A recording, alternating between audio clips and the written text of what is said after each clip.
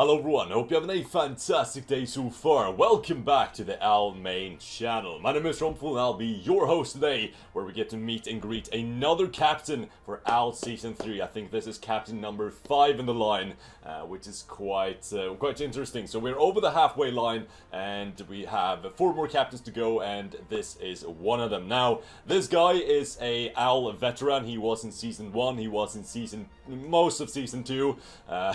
He dropped out in the middle, but we're not talking about that one. He is the self-proclaimed god of team building, and he has a mascot of a Pokemon mascot that I think no one else in the Pokemon community has, which is quite interesting. So, introducing to you, Raeb Ragus, aka Niko. Yo guys, what is up? And about that self-proclaimed, I'm not. You agreed. Yeah, you agreed. I have agreed. But you were the one bringing it up. I just had to agree with it. I couldn't think of anyone who is better at team building than you. You pretty much invented Assault Vest, Zap Cannon, Flareon into the metagame. Yeah, pretty much. Which is no like credit to Matt. Yeah, which is like a title for itself. So you've been in an Owl for quite some time now, Niko. Yeah, 3 seasons. Yeah, 3rd season coming up right now. So Season 1, I don't think you were a captain Season 1, if I'm not mistaken. No, you were definitely a coach. No. But then you came back as a captain in Season 2, which you did pretty well until you had to drop out for personal reasons. And now we're back to Season 3. So Niko, we're gonna do some interview questions. It's gonna be about you as a Pokemon player and a Pokemon fan. I think you got the gist of it at this point. So, are you ready, Niko, for the first question? Yeah, of course. But first, just want to say that on behalf of Ben and me, that slacking, Matt is short. He's like 4'11". Okay. Well, and he's angry. He's an angry English short man. That is beautiful. So the first question, Niko, that I have for you is, how did you get involved into a competitive Pokemon play? Yeah, that sounds pretty good. Yeah, I think you were the first person I ever met in the Pokemon community, if we were talking like leagues and stuff. I think Bill was the first person I interacted with, like in the draft community, but for the first league I played, I think you were actually the first person I talked to, if I'm not mistaken. Yeah. That was a lot of fun. That was a while back ago, but so I kind of messed up right now. But we're actually gonna jump back in time a little bit, because I was supposed to answer how did you get involved into the Pokemon like franchise as the first question, but I guess we jumped into the competitive play first of all. But Niko, how did you get involved into the Pokemon franchise? I've always been a Pokemon fan ever since I saw the anime, and I started off with Gen 2, I think. I just played through that, got my hands on a Gen 1 game, played through that. Gen 3 came out, so on, so on. So you've just always been a Pokemon fan? All the games, yeah. No matter what. Did you also play like all the games that came out, like Rescue Team and Pokemon Range and stuff like that? Oh, I love Rescue Team. Rescue Team, so good. It's my favorite spin-off. I think I've played all of them except Conquest and the Rangers, but I've always wanted to play the Rangers, but I heard that because of the controls, it messes up your bottom screen of the DS, so I was like, no, I'm good. Nah, I mean, I don't think I actually played Conquest as well. I know a friend of mine had it, and he actually quite liked it, so might want to actually look into that, but for now I am just sticking with the main line of Pokemon games.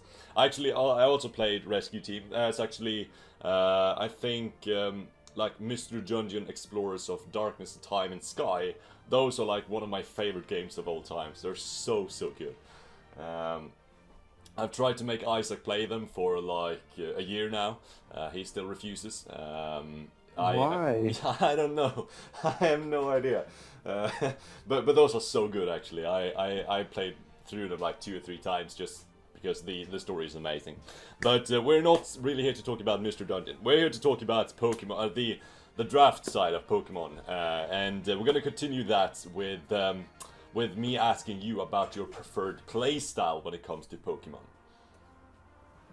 Alright, so I am 100% hyper offense. I've tried to dabble with other play styles in the past, like bulky offense and draft, and I went 0-8. Oh. Yeah, that was for Al season 2. Yeah, so that was I remember fun. that. You drafted Celesteela, and that was not a Pokemon you enjoyed at all. Nope, I hate that thing. And I don't agree. I think Celesteela is fantastic, but I can see why a hyper offensive player doesn't like that one. So you're straight up hyper offense. Yeah, hyper offense is my best style. So, I just like to click buttons and win. So are you the kind of guy who goes in with like 3 wall breakers, 3 sweepers, or you kind of guy who goes in with like hyper trick room, or you suicide lead, or what kind of hyper offense are we talking? Mainly just 6 wall breakers and Okay. see how that works. Sometimes set up. Sticky webs, 6 wall breakers. I like that one. Yeah. Well, Alright. my sticky webber is a wall breaker in itself. Yeah, and that's the mascot as well. The mascot I was talking about in the beginning. Shadows the Masquerade, the Messiah, who has was quite. You fall in love with that Pokemon like instantly. Is my interpretation of it.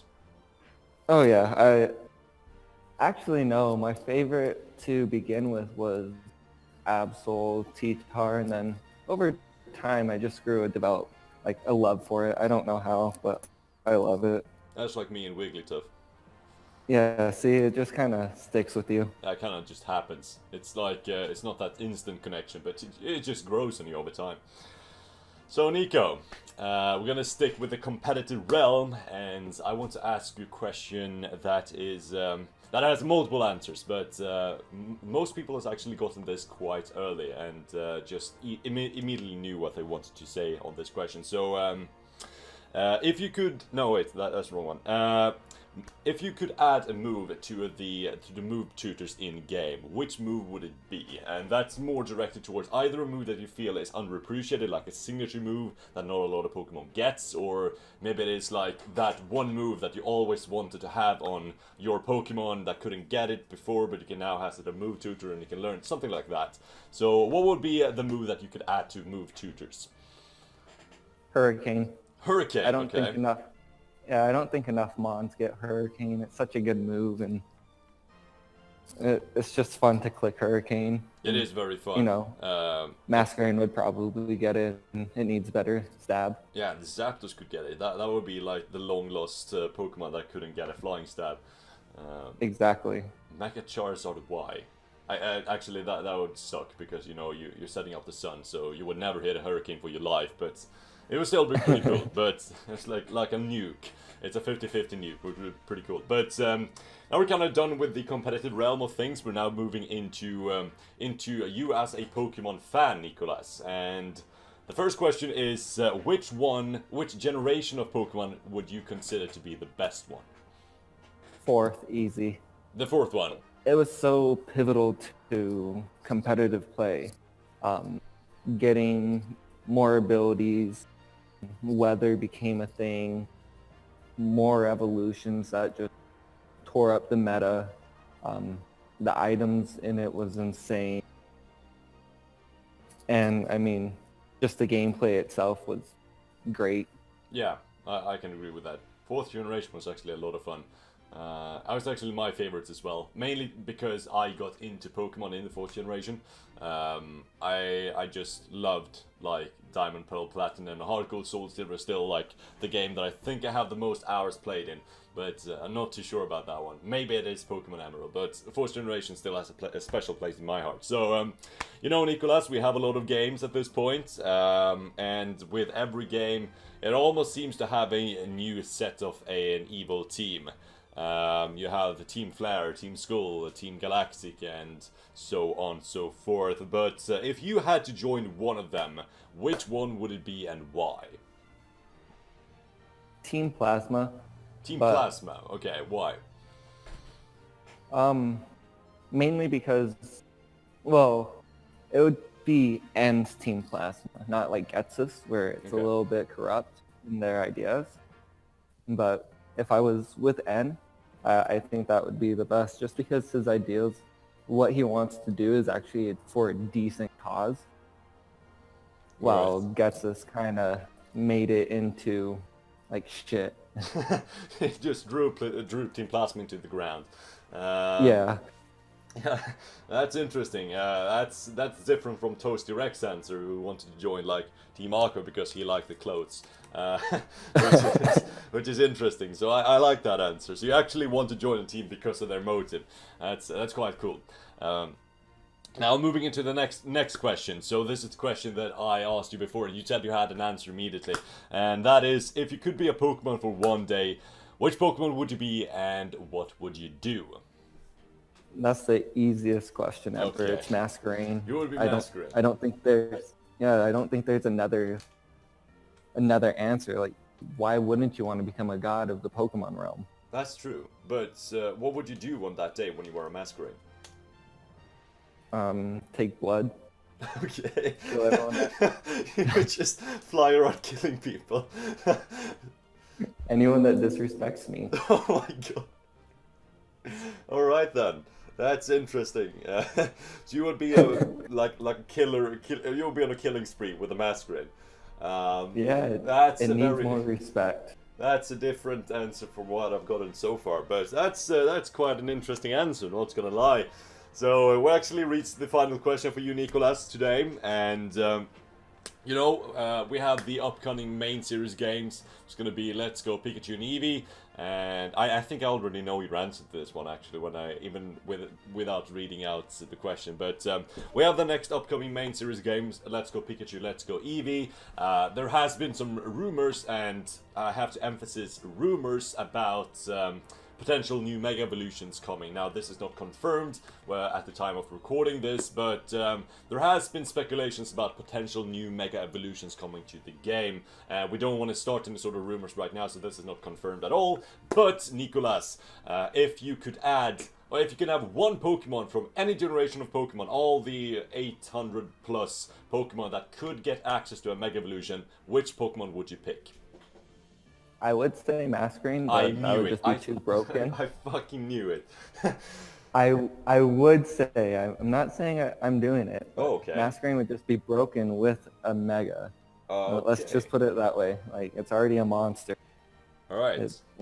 It'll just tear up the game, and it won't be fun. But if one Pokemon had to get a Mega, I would say probably Arcanine. I feel like having a Mega Arcanine would be pretty interesting. Yeah, Mega Arcanine sounds cool. Do you have any ideas on like what Mega Arcanine could do in like the competitive scene? Be more of a attacking presence, because my understanding is that for the UU usage is that you run it as defensive 90% of the time. Yeah. So I would like to see a more offensive Arcanine, give it like adaptability instead of intimidate, and just run house. Yeah, that sounds cool actually, because it has really good coverage, like E-Speed, Flare Blitz, Wild Charge, Close Combat. That hits most things now, right? Yeah, exactly. And I mean, I would like to see a good fire type besides Heatran every once in a while. Well, you have Victini. That's a pretty good one. Yeah, but it's only good because of Z moves. Yeah, that's true. Well, if you don't want a choice ban and just V-crates the living shit out of your opponents. But yeah, I'm very content with that answer. That's going to be all the questions that we have for Niko, where he gets some time to think about his answers, because now we're actually moving into the lightning round questions. This will be the set of questions where Niko doesn't really get that much time to think. He just needs to spit out an answer as fast as humanly possible. There's no time to think at all. So it's like my team building. It's like your team building, pretty much. It's like Niko's team building in questions form. Now, we have made it a little bit easier for you, Niko, because we have...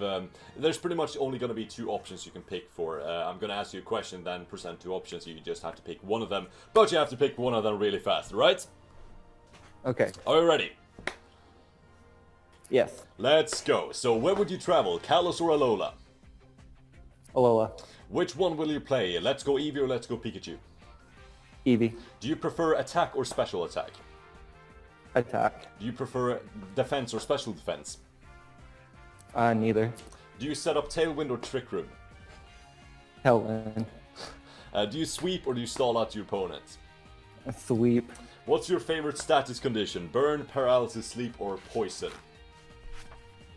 Sleep. What's your favorite weather condition? Is it sun, sand, rain, or hail? Hail.